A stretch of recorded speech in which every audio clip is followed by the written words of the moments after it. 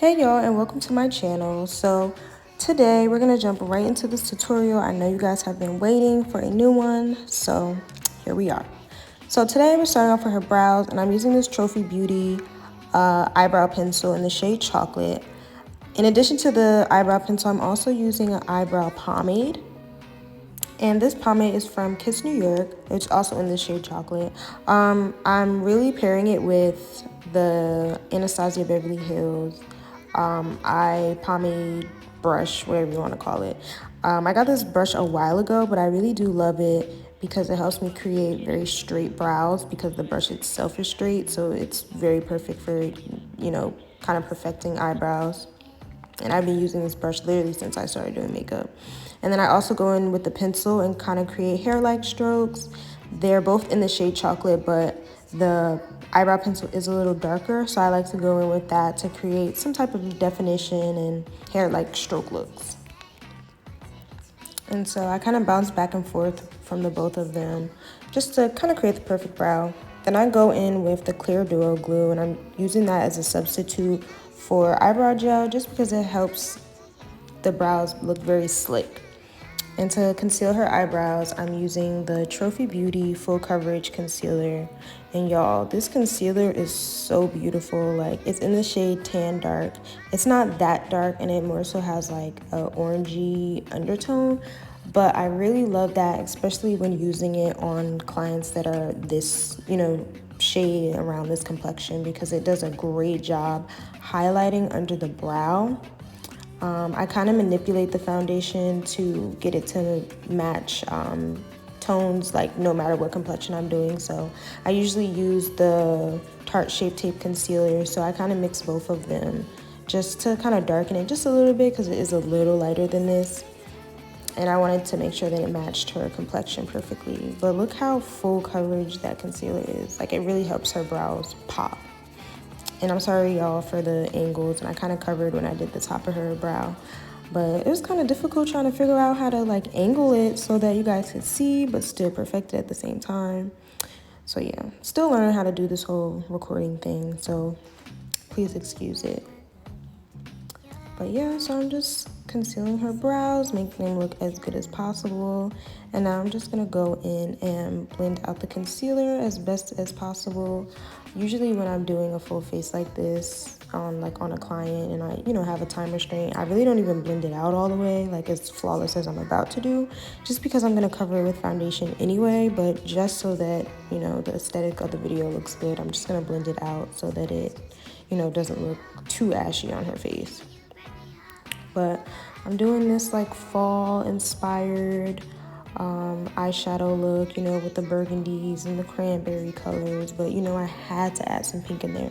I just had to. So now I'm going in with my P. Louise base in the shade 1. And I'm also going to include all of these products because I know last time y'all came for me, y'all came crazy in the comments telling me that I needed to include the products. And that last video got almost 40,000 views, so y'all are not gonna come for me anymore. I promise I'm going to include everything. So if I miss a product during the tutorial, because it is going pretty fast, check the description box and you will see a whole product list. So now I'm going in with the Morphe, whatever one it is, I don't know, child, palette, the Fierce of Nature palette. And I went in with a dark purple, and then I went in with this beautiful cranberry burgundy-ish color, and then at the very top I did a soft orangey brownish color. And I love how these three colors look together. They create the perfect hue of colors. It's so beautiful. I love it. And it, like I said, it definitely gives me fall, autumnish vibes, especially that cranberry color. So yeah, I'm doing it again.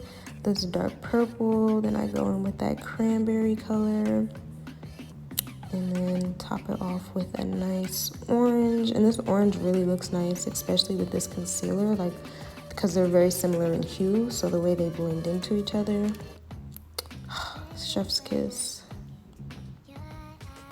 And I really love how these colors look. But like I said, I had to add in the pink glitter. I was gonna do a different color, but I was like, Everybody seems to like pink glitter. Like, everyone loves the pink glitter on my page. So I was like, let me add some pink glitter. And here you can see me cutting her crease. And when I cut the crease, I usually start off by just mapping it. And as you can see, I'm mapping out the cut crease with her eye open. And then I fully cut the crease, like sharpen it, you know, make it look very precise with her eyes closed. Just in case she blinks, you know, I don't want to try and be perfect with her eye open in case she blinks.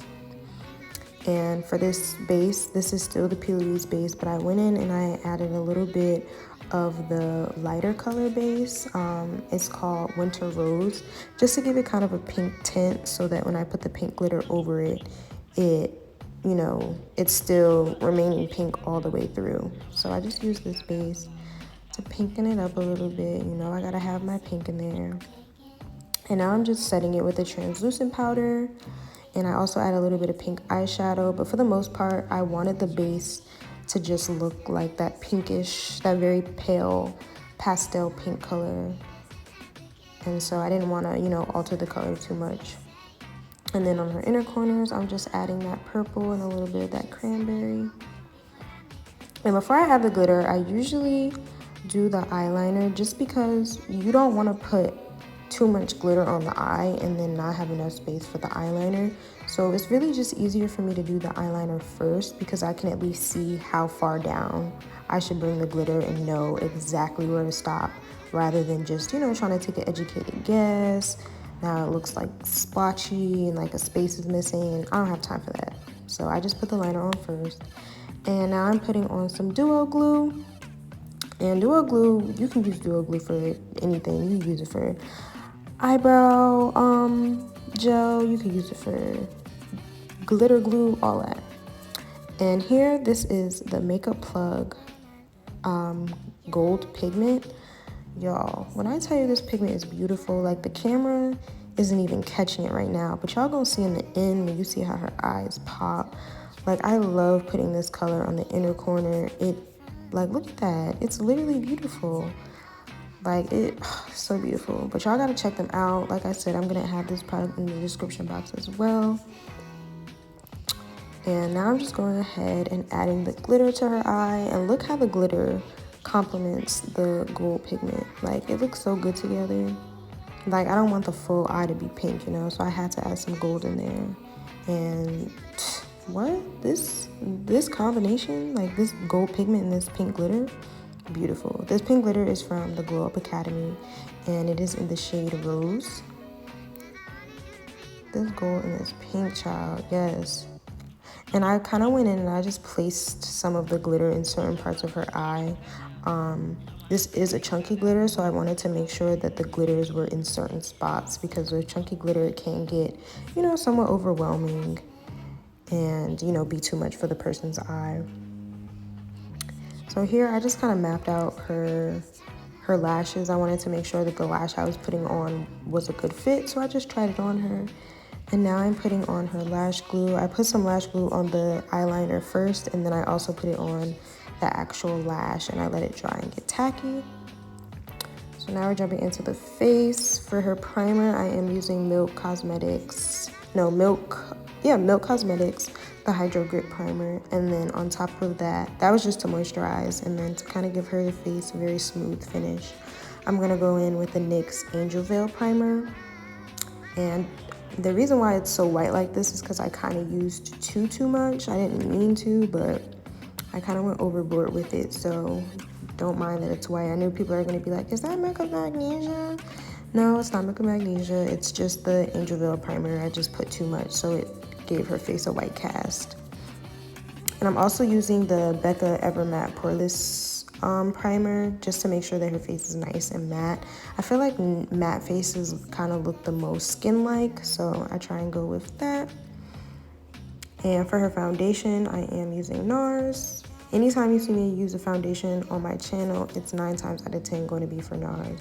Well, if it's for my clients at least. If you see me doing somebody else's makeup that's not my own, it will be NARS. NARS is all I use. NARS, and I have a few Becca and a few Lancome foundations, but it will mostly be NARS and sometimes Becca. Like, those are my favorite foundations to use with my clients. Like, look how well this matches her.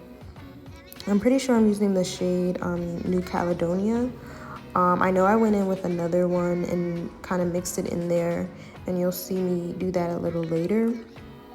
But for the most part, I use New Caledonia. I don't even remember the other shade that I used, but I just went in with that other shade because, and here you can see me going in with the other shade. It's a little redder and a little darker for her. But even though New Caledonia matched her almost perfectly, like it literally matches her to the T, I also wanted to make sure I had a darker foundation because you don't want the foundation to match your face too much because it won't leave any room for highlighting, because when you highlight, you know, it's going to be too much. So for lashes, I used the Fancy Her lashes in the style NoBu. And y'all, look at the packaging. Like, her packaging is literally beautiful. Like, she takes so much time and effort into her brand, into her packaging. Even the package that she sent me with all of the lashes, like, and she sent me a robe. Like, y'all, it's the dedication for me. Like, she really did her thing. And look how beautiful these lashes are. Like, they look so good on her. Like, yes, I literally love these lashes. And the packaging, like, did you see the little message on it? Like, it's too cute. But now I'm going in with, I'm using an e.l.f. The 16-hour Camo concealer, and this is in the shade Deep Caramel. And then I'm also contouring her face with the Black Opal Foundation Stick in Black Walnut. And I usually don't contour the face, like the cheekbones, with cream contour, just because I feel like it can sometimes be too much. But just for the sake of the video, you know, I wanted her face to be beat. Like, she had to be beat down. So I just had to go in and add that extra step. But I always do contour the nose with the cream contour just because, like you can see, it gives it a very sharp, precise finish. And I feel like just powder doesn't do that, because powder's a little lighter than the cream, which is why I prefer it on the cheeks. But for the actual nose, like, I want it to be crisp. And you see how easily that blended out. It looks so good, nice and blended on her. And so for setting her face, I'm just setting her face with the Laura Mercier Translucent Medium Deep shade. And I'm using that all over her face. And to highlight her under eye, I'm going to use the Huda Beauty setting powder in the shade Cinnamon Bun. And I thought this powder was a little lighter than it was. It basically mimics the Laura Mercier Translucent Medium Deep, but I was looking for something that was going to kind of give her face more of a highlighted look, but it ended up coming out beautiful anyway, so I didn't really care. But on the regular, I would have used something just a tad bit brighter so that her face had more dimension, because you know, you want to make sure the highest points of the face are highlighted and, you know, the lowest parts look, you know, contoured, but then the rest of the face look neutral. And so her face looked more neutral than anything after I set it, but it was okay because I really loved the finish of the setting powder. It has a very smooth finish, so I didn't mind the fact that it wasn't, you know, extremely light. So now I'm going in and I'm contouring her face with the Bare Minerals powder foundation in the shade Mocha 31, I believe. And then I go in with the Fenty Beauty bronzer in Mocha Mami. I don't really like using, like, I usually just bronze. I don't really like contouring, just because when you use a contour shade, it's usually like a muddy gray brown. And if I'm gonna put anything dark on the face, I want it to be warm. Like, I want it to be warm.